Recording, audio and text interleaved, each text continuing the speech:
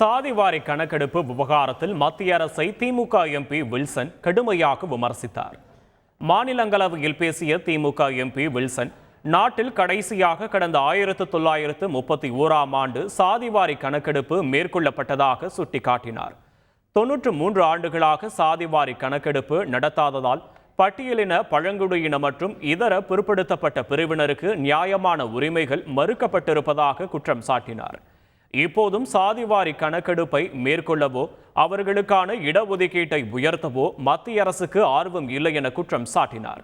மக்கள் நலனுக்கான திட்டங்கள் ஏழை எளிய மக்களை சென்றடையக்கூடாது என்ற மத்திய அரசின் உள்நோக்கத்தை இது காட்டுவதாக குறிப்பிட்டவர், இடஒதுக்கீட்டை அளிப்பதற்காகவே கிரீமிலேயர் முறை கொண்டு வரப்பட்டிருப்பதாக குற்றம் சாட்டியதோடு அதனை உரிய சட்ட திருத்தத்தின் மூலம் சரி செய்ய வேண்டும் எனவும் கோரிக்கை விடுத்தார். செய்திகளை உடனுக்குடன் தெரிந்து கொள்ள உடனே சப்ஸ்கிரைப் பண்ணுங்க.